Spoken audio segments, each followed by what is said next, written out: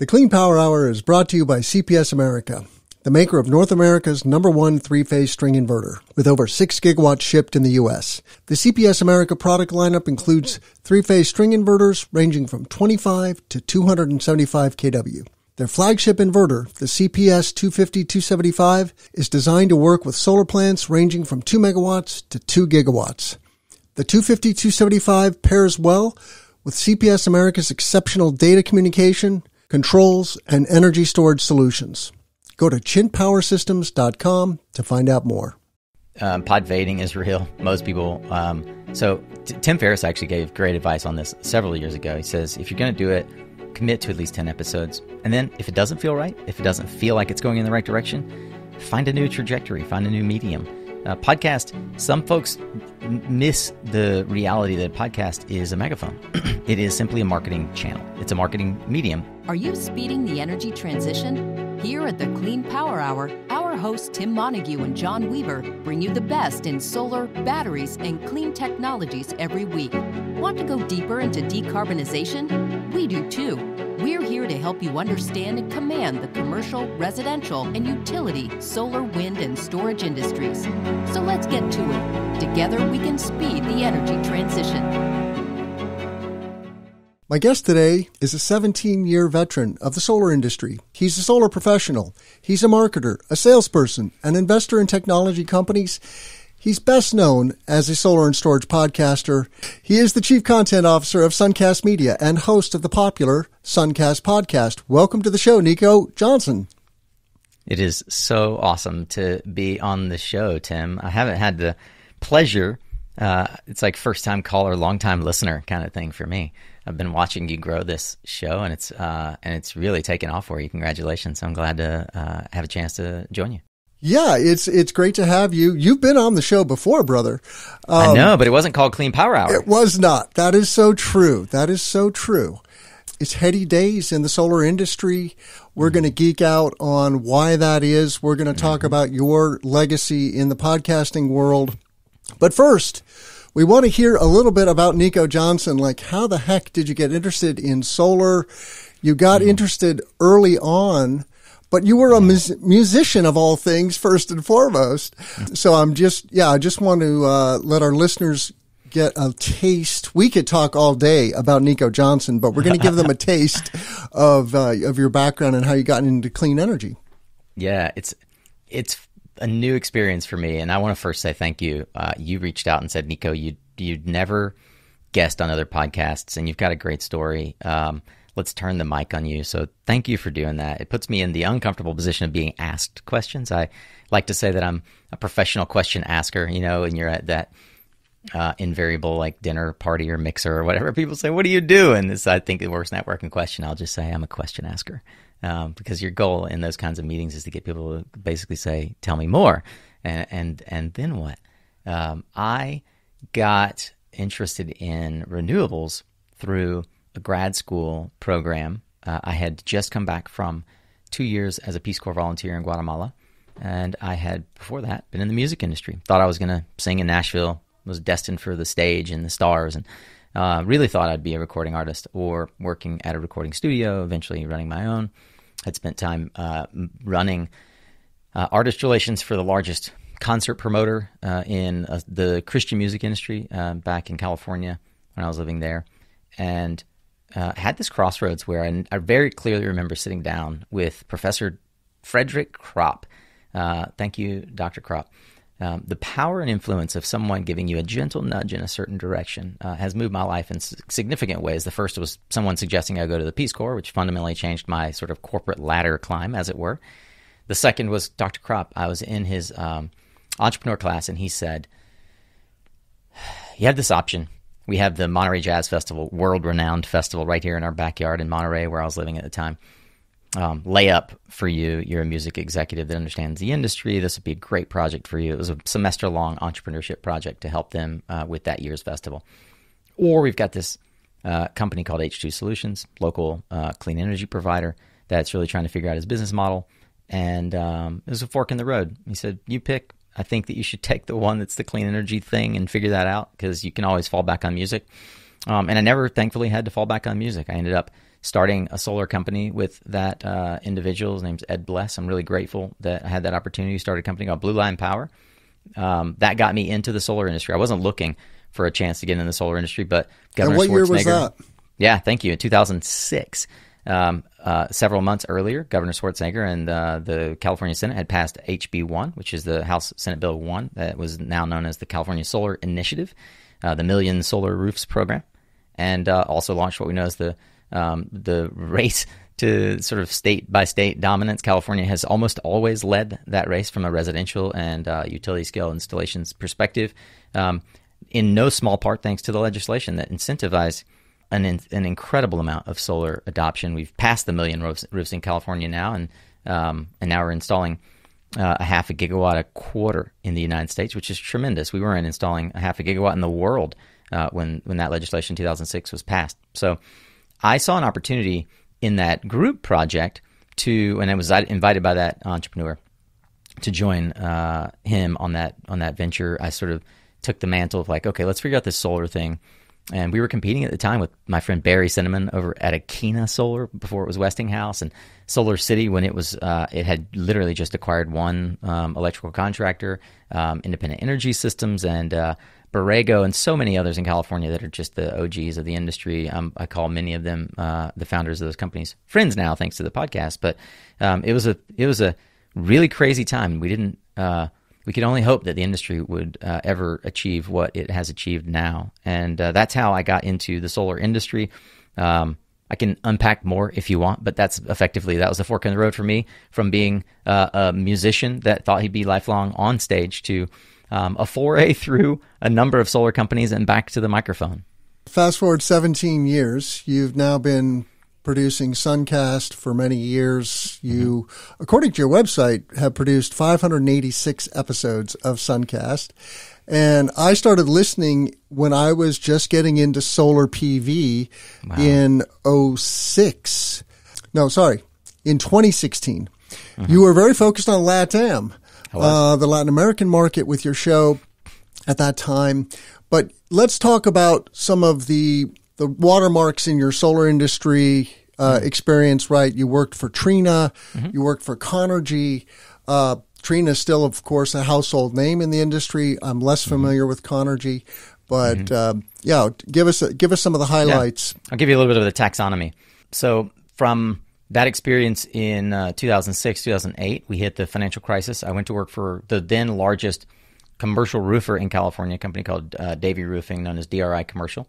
I was the first sales guy on a small team that created this product that was pretty unique. It was a peel and stick, large format, 4x8. Imagine a piece of plywood that you could stick to the roof, and it had monocrystalline solar cells on it. Right? It's called Lumeta. That product is still around and still in partnership with What year was Fraunhofer. that? 2007. Holy moly. Yeah. So there was a company at the time called Open Solar up in Seattle that had a similar product. Similar companies. Now you've got, what's Morali's company? I'm blanking on. There's a company now out of Silicon Valley that is doing quite well with a similar format. Merlin, maybe? But it's Merlin, thank you. Yeah. Yep.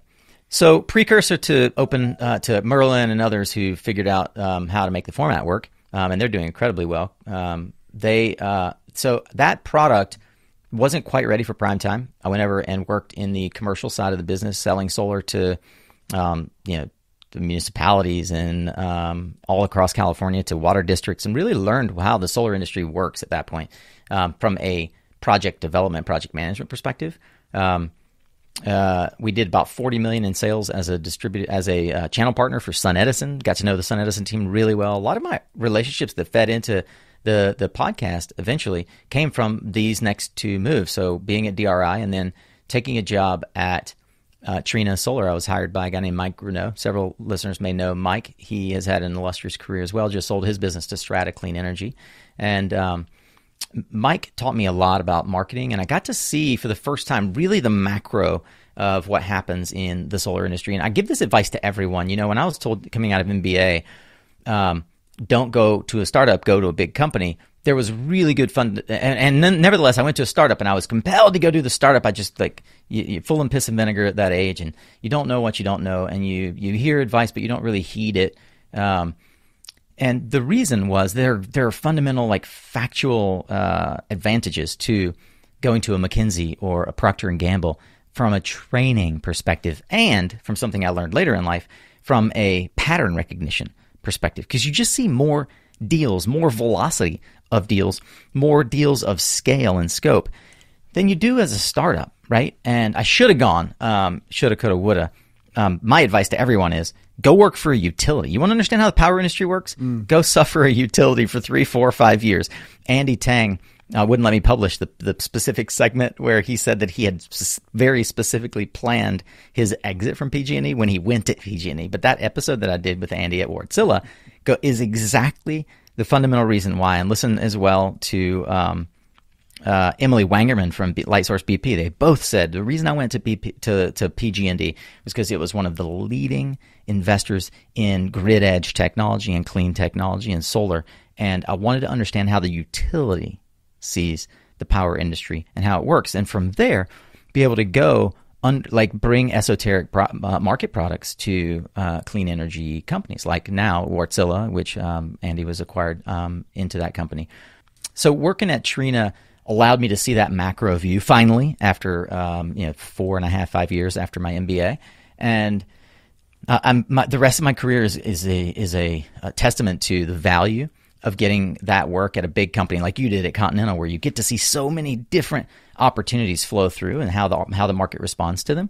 I went on to Conergy, which may not be a household name now, but in the aughts and the early teens, it was very much a household name. Conergy was one of the largest solar panel manufacturers out of Germany, and they became one of the largest sort of everything manufacturers. And that ultimately was their downfall because they kept all that debt on their balance sheet instead of pushing it down to the holdcos.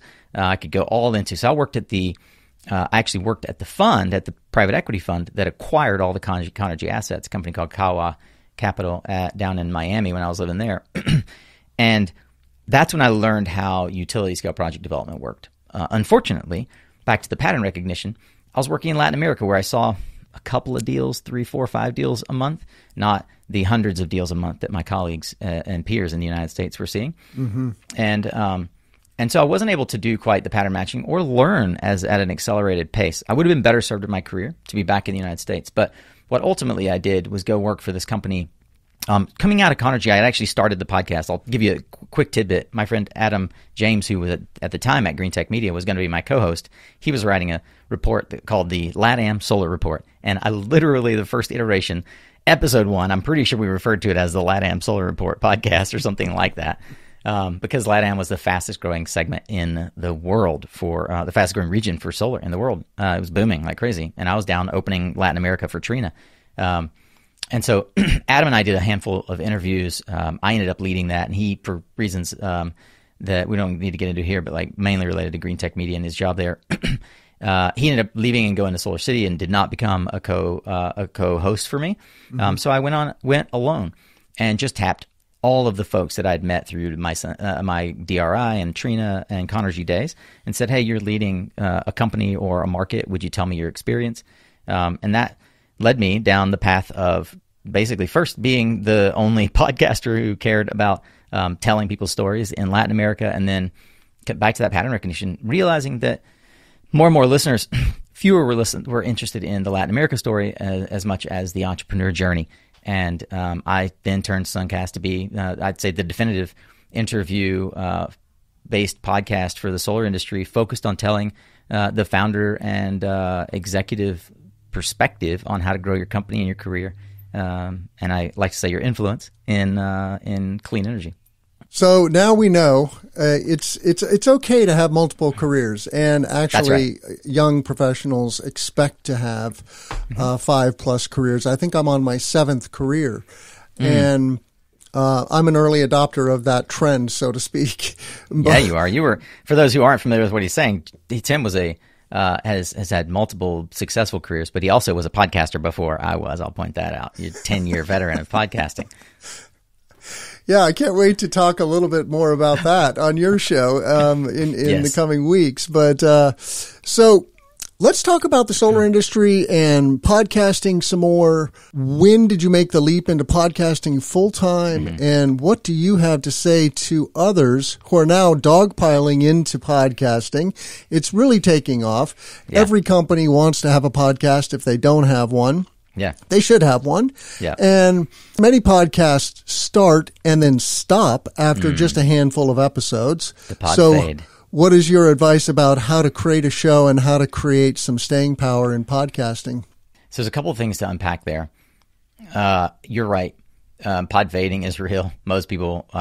So Tim Ferriss actually gave great advice on this several years ago. He says, if you're going to do it, commit to at least 10 episodes. And then if it doesn't feel right, if it doesn't feel like it's going in the right direction, find a new trajectory, find a new medium. Podcast, some folks miss the reality that a podcast is a megaphone. It is simply a marketing channel. It's a marketing medium, which is why of the millions of podcasts out there right now, there are very distinct flavors, comedy and sci-fi, there's narrative storytelling, there's journalism, but there's a lot of branded podcasts. Corporations, I think Clear Trace is a great example of doing it really well recently, and Hannon Armstrong has done it really well with Climate Positive. Corporations who want to get their story told and the story of their customers. Podcast is a unique way to do that because you engage in folks' spare time in a way that doesn't take them away from whatever they could be focused on. In my case, I listen to podcasts while I'm running, while I'm cleaning the yard, while I'm washing dishes late at night. I love to listen to podcasts, and many of my listeners and yours listen while I'm driving if I'm going somewhere. For me, I've got 3 children, so I love to put my noise-blocking headphones in while they're listening to a story on the car, and I'm listening to a podcast on the drive down to see grandfolks. So podcasting is an incredibly powerful medium because someone is going to give you relatively undivided attention for between 15 and 75 minutes of their life. And it is literally straight into their ear canals, direct connection. Or to 3 their hours brain. in the case of Joe Rogan's show or That's Max right. Friedman's. I can't get into the 3-hour ones. I'm a big fan of some of those podcasts, and Tim Ferriss has done some long ones. I've done some long ones. My Regan Farr episode was 3 hours. The episode with the Trade Winds guys from Savion is 3 hours. I've done some long ones, and they're worth getting into. But the podcast medium lends itself to 2 things that other mediums don't, which is vulnerability. You're there long enough that people are going to open up, right? And a back and forth nature that really feels comfortable and inviting. So there's the vulnerability on the guest side to tell their story, and then there's the inviting nature of the medium where, as a listener, unlike watching television or reading an article, you really can feel like you're there. You can feel, as I always said in the beginning, my goal was that you would, as a listener, you would imagine that you're sitting on a bar stool beside me and the guest. And if one of your friends came up to you at an SPI and you're eavesdropping on our conversation and said, hey, let's go to the Q-Cells party, you would be like, I'll meet you there. I'm going to stay glued in to this conversation that I might miss if I left. That is the epitome of what I think is the value of the kinds of conversations that we create.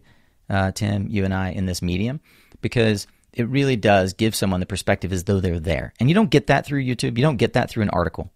In my opinion, you only get that through the medium of podcast.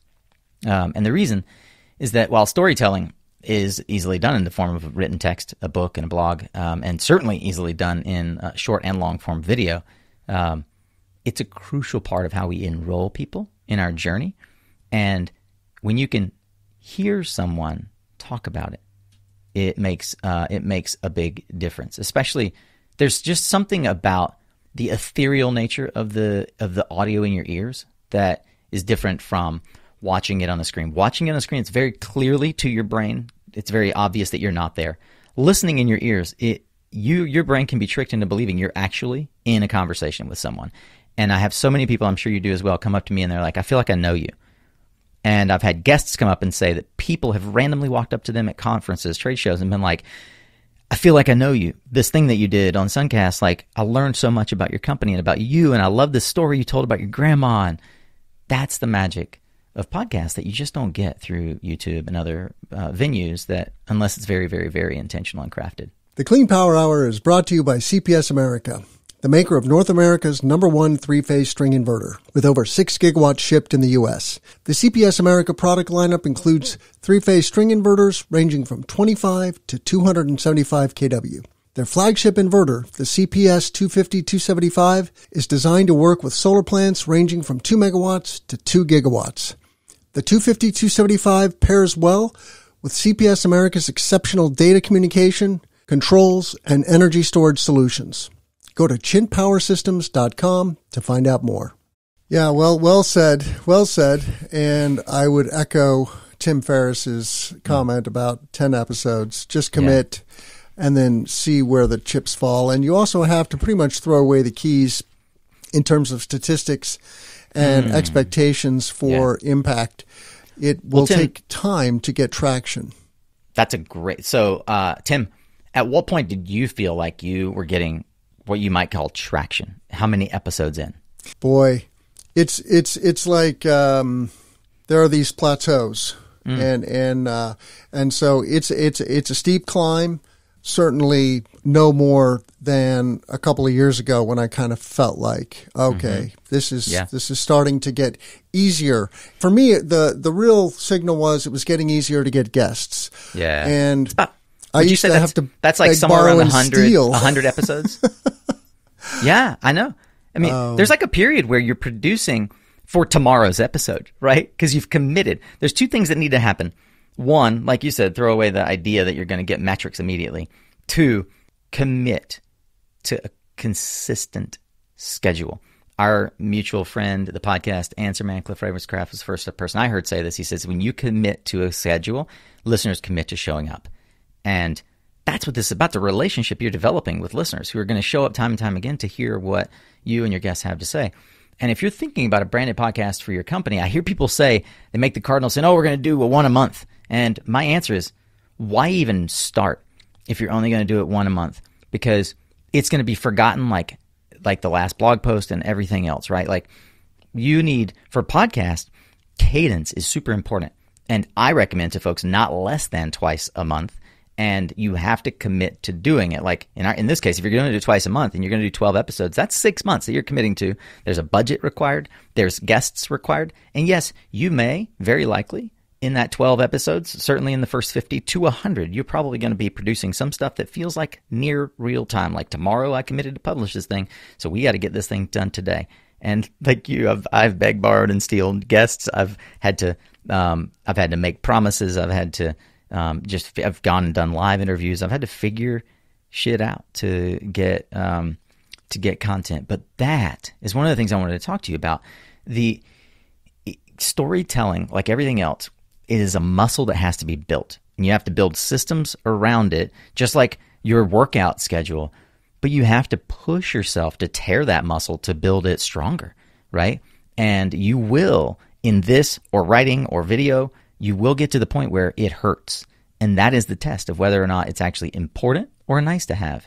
And knowing that you've decided this broadcast method, this channel of marketing is one I've chosen, I'm going to lean into and commit to, I'm going to put a budget towards, makes all the difference. If it's just a hobby and you've got like 2 or 3 people playing around with it in your company, it will not succeed. It won't get audience. It probably won't yield fruit. So do like Tim and I, like go pro or hire folks like us to help you do it. So let's talk about the IRA because we have limited time, and this is a real watermark for climate action in the United States and globally. Yep. We were clearly not on track to meet our obligations to the Paris Accord, for example, before the IRA. It is still TBD if humanity can step back from the brink of climate chaos. That is very clear and present. And it is one of numerous dangers that humanity is faced with. And I do talk about this occasionally on my show. But what do you think are just 3 really important aspects of the IRA? Yeah, I think that there are, well, first of all, for those who are unfamiliar, the Inflation Reduction Act is the most significant climate legislation in history, certainly in our lifetimes.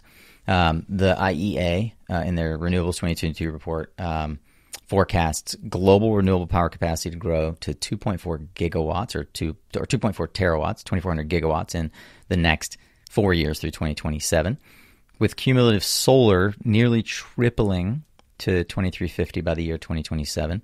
That's gigawatts. And hydropower, natural gas, and coal will all be surpassed by solar in that time frame to become the largest installed electric capacity worldwide. The Infrastructure Act, which became the Inflation Reduction Act, is going to superpower it. When we had our Media Zone interviews back at RE Plus, one of the guests, Andy, said it was like throwing gasoline on a bonfire, because the U.S. solar industry on the utility side was only hamstrung by some trade issues, right? The ability to get enough equipment on site to build these plants. There's a huge backlog, and now we're making it an incredible industry-changing event in terms of incentive. WoodMac had a really great episode with their lead analyst for the U.S. and EDPR at the beginning of the year, where we talked about their U.S. solar industry insight report. In 2023 alone, they're predicting an 84% increase in utility-scale installations, 17% increase in commercial solar, an area that you and I both feel very strongly about. Resi it continues to grow strong with a 0.5 gigawatt a quarter. And the bill, most importantly, and this would be my point number one, of what the bill does fundamentally that we need to pay attention to, it calls for a 10-year extension of the 30% tax credit, or the ITC, which, the cost of installed equipment is now tax exempt up to 30%. That falls down to 26% in 10 years from now, 2033, and 22% in 2034. But that gives us a 10-year horizon where we go back to 20-teens levels of growth, which was the most explosive growth we've seen in the solar industry. We also have some very, very exciting incentives around building workforce, domestic manufacturing, and more importantly, standalone energy storage. So one of the things that we talk about in our Podcasters Quarterly Roundtable a lot with Mike Casey and our other podcast friends is the fact that we are all excited about solar, but energy storage is the fastest growing sector right now, and we really won't get to 80, let alone 100% renewable power on the grid until we can provide firm power and no longer need coal plants or nuclear plants or natural gas plants to provide that spinning reserve, that capacity and power on the grid. So I'm most excited about the fact that we can now see significant incentives for energy storage as a standalone asset. One of the things that we also, you and I, as a sort of very important point is the IRA offers increased credits amounts to developers who pay a prevailing wage and use a certain percentage of registered apprentices.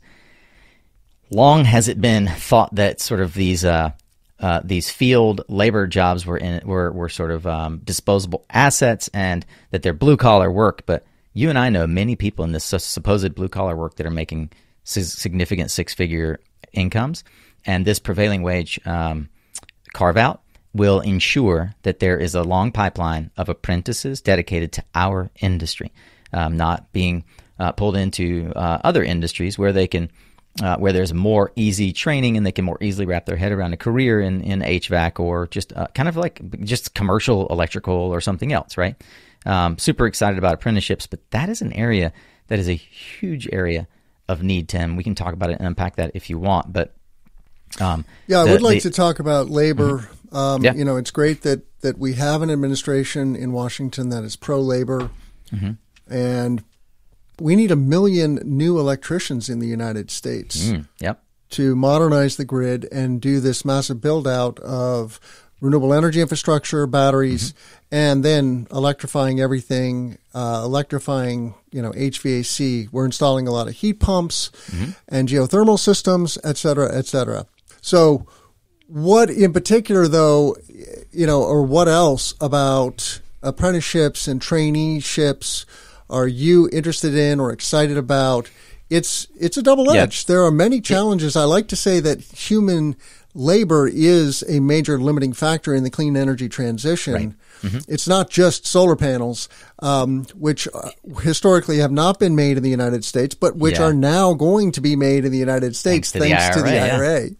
Domestic manufacturing. So we'll talk about domestic manufacturing in a second. On apprenticeships, just so that folks who are maybe unclear get clarity around the apprenticeships piece. To meet apprenticeship requirements, taxpayers ensure, and taxpayers in this case are the developers that are building these projects, ensure that the construction begins. They get a 10% labor increase if it started before January of this year. If it starts before December or January 1st of next year, December 31st of, it steps to if construction begins after December 31st, 2022 and before 2024, it's a 12.5% step up. And it bumps up again to 15% for construction that begins after December 31, 2023. That's amazing. Up to 15% incentive for apprentices. But the big question is, where the hell will all these people come from? Because we don't have apprenticeship pipeline.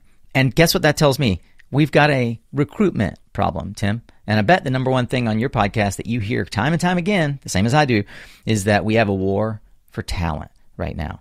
And so we have a war for talent not only at the executive level at these companies, but now out in the field, because we do need some sort of valid and verified apprenticeship program. So companies like Solar Energy International and Arena and IREC are working hard on that. SIA and affiliates are working hard on that. American Clean Power, they're thinking through how this works. But what we don't have is a credible pathway for media outlets to serve as recruitment partners, right? So like you and me and Canary Media and many others can be a mouthpiece that tells all of those folks, hey, there's an opportunity over here. And that comes back to kind of what we've done for the last 7 years and what you've done for the last 10 years, Tim, which is creating compelling content that can be parsed into smaller bite-sized media and put into YouTube and Instagram shorts and reels, and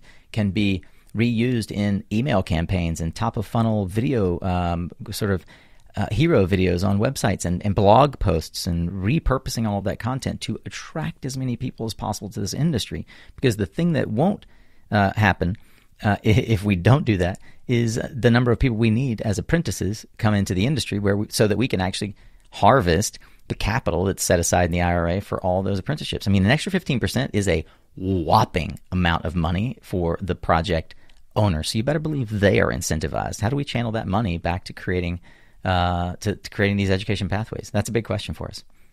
Yeah, the other thing that is really on my mind about the IRA legislation is, energy communities. Mm-hmm. We have lots of coal plants that are being shut down and transitioned to wind battery storage and coal mining territories. You look at these energy community maps, and there are huge swaths of the Midwest and the West and the Southeast that qualify as energy communities. And when you stack all these things, the apprenticeships, the Made in America provisions, et cetera, you can get, I think, 60% ITC on a project now. And if you're a naysayer about incentives, please remember, all infrastructure needs these types of incentives. That's right. The roads you drive on, the schools your kids go to, the hospitals your family goes to. That's right. They're all subsidized by taxpayer money. All of it. And it's appropriate. That is what good government is about. It's social infrastructure. Doing stuff that private companies consider too risky to do on their own. We don't have a highway system because of private companies. Yes, that's right. They get the benefit. They got the jobs. Those contractors, those private company contractors reap the benefits, but it's the government that's really the engine. So exactly right. We only have a couple minutes left, Nico. We better talk a little bit about the future of SunCast, because you're up to some big things, and this pertains to your ambitions to lighten the load on industry when it comes to bringing new professionals into the industry and speeding their way to being clean energy professionals. So what is the future of SunCast? Yeah, so I like to say there are 3 ways to invest in clean energy: time, treasure, and talent. A lot of folks, time and talent tend to go together, and treasure is a third. I've spent a lot of my time on time and talent, personal and development. I'll talk about treasure really quickly. There's sort of this concept of climate tech right now, and so investment in climate tech is really big. And you can invest. We've interviewed a number of folks that have created platforms like Energia and Climatize and Finite.io and Raise Green. We've got an episode this week with Franz and his team. There are syndicates like My Climate Journey and our own Climate Avengers syndicate that allow retail investors to invest, and still yet there are index funds. So there's lots of ways to to now take your treasure as a retail investor and funnel it into actual climate action and in many ways into solar in the case of energy and a few others. But what's hard and what we've built this our resource labs community around is actually curating learning pathways and content discovery for folks that are trying to figure out where they fit in this whole thing, either as a business owner, founder, or as someone who perhaps is in another segment, maybe altogether, like sports entertainment, and they want to get into clean energy. How do they find a Clean Power Hour or a SunCast? And how do they find the content they need? How do they learn as quickly as possible what they want? So we created Resource Labs as sort of a skunk works last year, and we're expanding it out. We're actually going to launch the website here at the end of April alongside our first not SunCast podcast in a podcast network called Resource Labs, called Climate Avengers. I mentioned briefly Climate Avengers as a investment syndicate, but the podcast stands as a way for folks to learn what does it look like to put money into this industry? Who are the entrepreneurs that are receiving that investment? Who are the investors who are allocating that capital? And how can I play a part in that and learn how to sort of capture some of that capital? That's Climate Avengers. That launches the first week of May.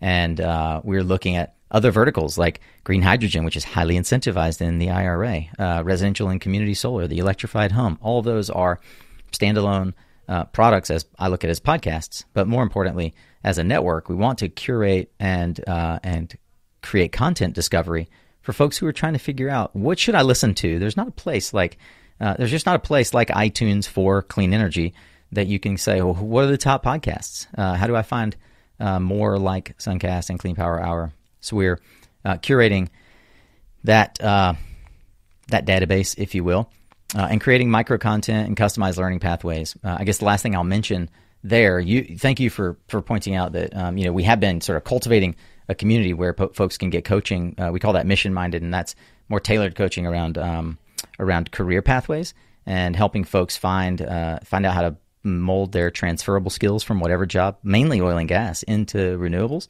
And then I've partnered with a guy named Karan Baran on a website that he created a couple of years ago, and they were building out more in-depth, called solaracademy.com.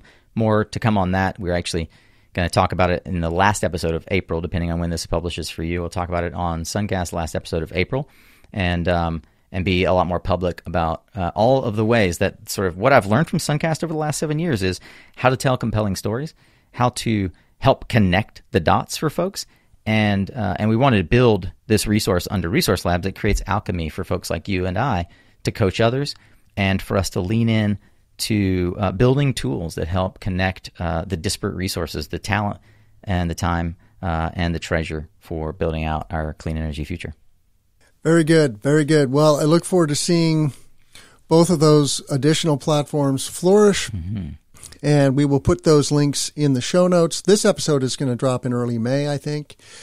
So, you will have dropped that episode, I think. Yeah, excellent. So go to mysuncast.com. Mm-hmm. And otherwise, though, Nico, how can our listeners find you? Yeah, man, the way that I often find you, we're both on LinkedIn Junkies. I love communicating with folks, and you can easily find me on LinkedIn. I'm sure Tim will share my LinkedIn direct link. But if you search Nico Johnson or SunCast on LinkedIn, I'll come up. If you search #SolarWarrior, I'll come up. And I do want to just drop in resourcelabs.co is the website that will house kind of all of those conversations moving forward. We've got a bunch of other sort of URLs like mysuncast.com, which houses our almost 600 now episodes of the pod. We'll publish episode 600 like May 18th, I think, which is pretty fun. I'm being interviewed on my own podcast again. But I really just want to leave folks with I always say the number one tool that we have to fight climate change is our voice. Use it. Start your own podcast. Come on our podcast. Let us help you tell your story. But at the very least, use your voice and tell your story, because that is how we enroll and recruit more people in our collective vision, which is to accelerate clean energy. Right, Tim? Amen, brother. Well, please check out all of our content at cleanpowerhour.com. Give us a rating and a review on Apple and Spotify. That is the best thing you can do to help others find the show. And of course, Tell a friend about the Clean Power Hour. We love hearing from you, our listeners, and getting ideas for future guests and topics to cover here on the show. And I want to thank my friend and colleague, Nico Johnson, the Chief Content Officer at SunCast Media, for coming on the show today. Thank you so much, Nico. My pleasure. Happy to do it. I'm Tim Montague. Let's grow solar and storage. The Clean Power Hour is brought to you by CPS America, the maker of North America's #1 three-phase string inverter, with over 6 gigawatts shipped in the U.S. The CPS America product lineup includes three-phase string inverters ranging from 25 to 275 kW. Their flagship inverter, the CPS 250-275, is designed to work with solar plants ranging from 2 megawatts to 2 gigawatts. The 250-275 pairs well with CPS America's exceptional data communication, controls, and energy storage solutions. Go to chintpowersystems.com to find out more.